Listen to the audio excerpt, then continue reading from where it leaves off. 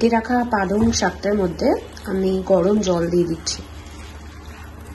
এটা কিছুক্ষণ ভিজে থাকবে, তারপর এটাকে আমি ঠান্ডা জলের নিচে ধোবো। শাকটা দেখো একদম সুন্দর একটা সবুজ কালারের আছে, যাতে এরকমই থাকে রান্না করার পর, সেই জন্যই এটা কিন্তু প্রথমে গরম জলে ভিজিয়ে তারপর আমি দেখো একদম কনকনে ঠান্ডা জলে ধুয়ে নিয়েছি। তো এর সাথে আমি দেখো এখানে কিন্তু টমেটো, পেঁয়াজ, রসুন আর আদা কুচিয়ে নিয়েছি। এরপর যেটা আমি করছি, আমার ঝাল খেতে ভালো লাগে, তাই দেখো দুটো এরকম সাইজের কাঁচা লঙ্কা, একটু বড় সাইজের কাঁচা লঙ্কা নিয়ে নিয়েছি। সেটা আমি মিক্সার জারটায় দিয়ে দিলাম। একটা মিক্সার জার আমি নিয়ে নিয়েছি, কারণ এবার এর মধ্যে কিন্তু আমি পালং শাকটাও দিয়ে দেবো এবং সেটাকে ব্লেন্ড করে নেব।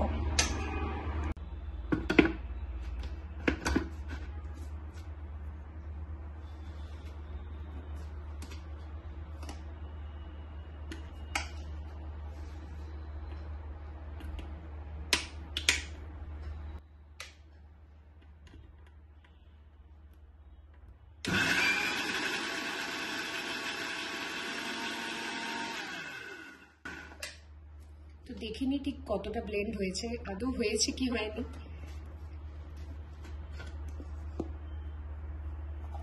বাহ, খুব সুন্দরভাবে দেখো ব্লেন্ড হয়ে গেছে।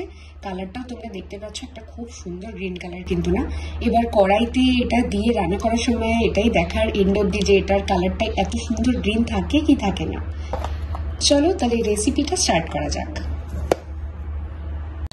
তেল খুব বেশি গরম হয়ে গেছে, ঠিক আছে, যাই হোক। এবার এর মধ্যে আমি দিয়ে দিচ্ছি একটুখানি সাদা জিরে,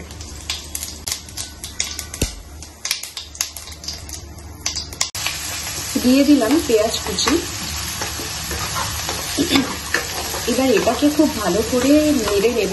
পেঁয়াজটা একদম ঘোলা ঘোলা হয়ে এলে তারপর কিন্তু আমি দেব আদা রসুন কুচি। আদা রসুন কুচি আমি দিয়ে দিয়েছি। আর একটু ভাজা ভাজা হলে এরপর আমি এর মধ্যে দিয়ে দেবো টমেটোগুলো। দিয়ে দিলাম টমেটো কুচি। এবার এর মধ্যে একটুখানি সল্ট আমি দিয়ে দেবো, যাতে টমেটোগুলো গলে যায়। অল্প একটু সল্ট কিন্তু দেখো আমি দিয়ে দিয়েছি, যাতে টমেটোটা গলে যায়, শুধু সেই জন্য। পরে চেক করতে হবে যে সল্ট কতটা হয়েছে, খেতে কিরকম লাগছে, সেই অনুযায়ী একটু অ্যাডজাস্ট করা যেতে পারে। দেখো পিউরিটা আমরা দিয়ে দিয়েছি। এবার এটাকে ভালো করে কিন্তু কষাতে হবে। ছোট আছে অনেকক্ষণ ধরে এটাকে কিন্তু ভালো করে যে পেঁয়াজ টমেটোর মিক্সচারটা ছিল এর মধ্যে, সেটার সাথে কিন্তু আমরা কষিয়ে নেব। দরকার পড়লে আর একটু সল্ট দিতে হবে, আর একটু লঙ্কা গুঁড়ো পাউডার যদি তোমরা কেউ অ্যাড করতে চাও সেটাও করতে পারো, কিন্তু কালারটা কিন্তু তাতে একটু চেঞ্জ হয়ে যেতে পারে। আমি আমার দিদির বাড়িতে খেয়েছিলাম স্পেশালি, তো ওখান থেকে আমি রেসিপিটা নিয়ে এসেছি, কারণ এটা আমার ভীষণ প্রিয় একটা ডিশ, পালক পনির। যাই হোক, আমি আজকে বানাচ্ছি, আর যেভাবে বানাচ্ছি এক্স্যাক্ট সেম রেসিপি আমি তোমাদের সাথে শেয়ার করছি, যেটা আমি জানতে পেরেছি।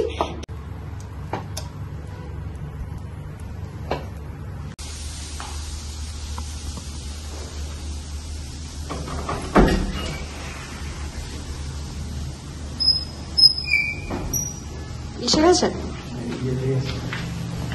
টাটা।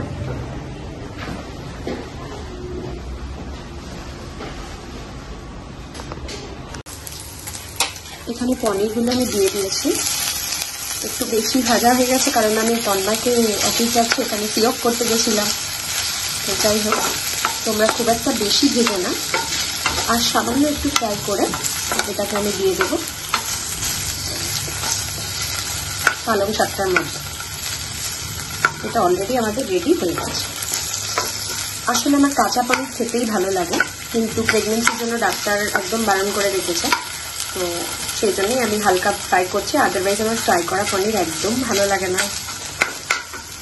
এবার একবার দেখিয়ে নাও যে কি অবস্থায় আছে পালকটা। ওকে, তো কালারটা আমি একটুখানি লঙ্কা গুঁড়ো দিয়েছিলাম, হয়তো সেই জন্য এই গ্রিনটা কিন্তু চেঞ্জ হয়ে একটু শ্যাওলা শ্যাওলা গ্রিন হয়ে গেছে। স্টিল এটা ওকে, আমার ভালোই লাগছে, খারাপ লাগছে না। এবার এর মধ্যে কিন্তু আমি পনিরগুলো দিয়ে দিচ্ছি। পনিরগুলো দিতে হবে একদম লাস্টে, কারণ যদি আমি অনেকটা আগে দিয়ে দিই তাহলে পনিরগুলো খুব শক্ত হয়ে যাবে, ওটা কিন্তু আর খাওয়া যাবে না। কালকেই দেখো ভেবেছিলাম যে পালক পনিরটা বানাবো, কিন্তু কালকের ব্লগে আর তোমরা দেখতেই পেয়েছো যে ওখানে আর শেয়ার করা হয়নি। তো আজকেই আমি ভোরবেলা মানে সকালবেলা দিদি রান্না করে যাওয়ার পর এগেন আমি পালক পনিরটা বানিয়ে নিলাম।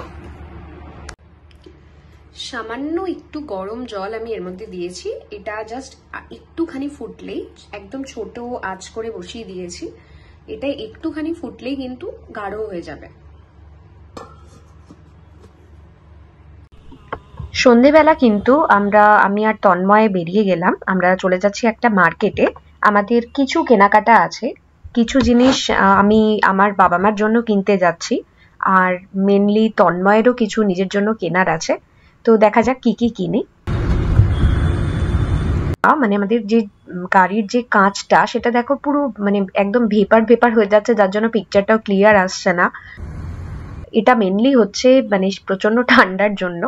তো যাই হোক, আমরা অলমোস্ট মার্কেটে পৌঁছে গেলাম। তো চলো মার্কেটটা একটু ঘুরে নিই। এখানে কেন নিচ্ছি?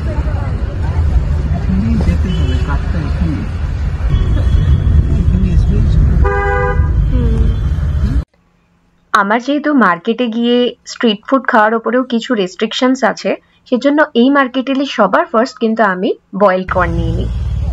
এদিকে আরেকজনকে দেখো নতুন মোবাইলের কভার লাগিয়ে একেবারে ওটা দেখেই যাচ্ছে। তো আমরা এখানে ওয়েট করে নিচ্ছি আমাদের ক্যাবের জন্য। মোটামুটি যা যা টুকটাক কেনা ছিল অলরেডি কেনা হয়ে গেছে। তো এবার ক্যাব এলেই বাড়িতে যাব। বাইরেটা দেখছো কতটা ধোঁয়া ধোঁয়া হয়ে আছে, মনে হচ্ছে যেন কোনো হিল স্টেশনে বেড়াতে এসেছি। এদিকে আমরা অলমোস্ট বাড়ির কাছে এসে গেছি। আমি তো এত টায়ার্ড ছিলাম যে পুরো গাড়িতেই ঘুমাতে ঘুমাতে এসেছি। লাস্টে তন্ময় আমাকে ধাক্কা দিয়ে দিয়ে তুলছে যে ওঠ, এবার বাড়ি এসে গেছে।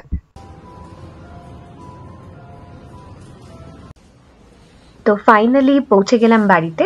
এবার ঘরে গিয়ে শপিং কি করলাম সেটা একবার তোমাদের দেখাবো। তো আমি তোমাদের দেখিয়ে দিই যে কি কি শপিং করলাম। তো বাবার জন্য আর মার জন্যই মেনলি আজকে জিনিস এনেছি। কিনতে গেছিলাম তন্ময়ের জন্য, কিন্তু ওর কিছুই পছন্দ হয়নি।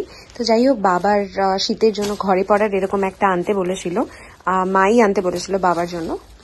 এই মেটেরিয়ালের একটা লোয়ার, এই এরকম ফার টাইপের, আর উপরে একটা জ্যাকেটের মতন এই সেম এই ব্লু কালারের, এটা হচ্ছে বাবার। আর মার জন্য এরকম একটা নাইটি আগে মা অলরেডি কিনেছিল। এগুলো খুব নরম, শীতকালে খুব আরাম দেয়, ফারেরই এটাও। তো মা জোর করে মাকে দুটো কিনিয়েছিলাম মার্কেট থেকে, সেটা মার এত ভালো লেগেছে, পরে এত আরাম লেগেছে যে সেরকম মা আমাকে রোজ বলে যাচ্ছে যে তুই মার্কেটে গেলে আমার জন্য অবশ্যই এরকম আরেকটা নাইটি নিয়ে আসিস, তো আমার 3টে হয়ে যাবে। তো এটা এই কালারটি আমার পছন্দ হলো। কলার, এটা এরকম কলার দেওয়া, যেটা ভীষণ সফট আর পরে খুব আরাম। এবার কিন্তু আসতে চলেছে আমার কিছু ছোটখাটো শপিং, যেটা এর মধ্যে আছে। একটা একটা করে তোমাদের দেখাই। আমি এগেইন কিনে ফেলেছি ইয়াররিং। তো এরকম একটা ইয়াররিং আমার এটার শখ ছিল, তো এটা একটা কিনলাম। আমি টোটাল কিনেছি 5টা। একটা এটা, সেকেন্ড একটা এরকম কিনেছি গোল্ডেনের ওপর ছোট সাইজের একটা রিং,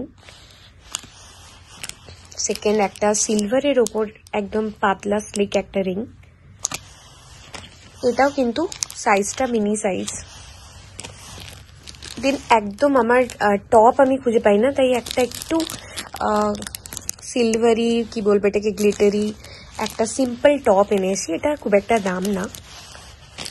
আর একটা ইয়াররিং আমার ভীষণ পছন্দ হয়েছে, এটা কখনো কখনো মানে ইউজুয়ালি আমি এরকম একদম পরি না, বাট মনে হলো যে একটা দুটো কখনো কোনো ছোটখাটো পার্টি টাইপস জায়গায় কিন্তু পরা যেতেই পারে। এটা এখানে অতটা ভালো লাগছে না বেডের ওপর রেখে, বাট আদারওয়াইজ এটা দেখতে কিন্তু ভীষণ সুন্দর। আজকের ব্লগটা এখানেই শেষ করছি। তোমাদের ভালো লেগে থাকলে একটা লাইক করে দিও। সবাই খুব ভালো থেকো। আবার একটা নতুন ব্লগ নিয়ে তোমাদের সাথে দেখা হবে।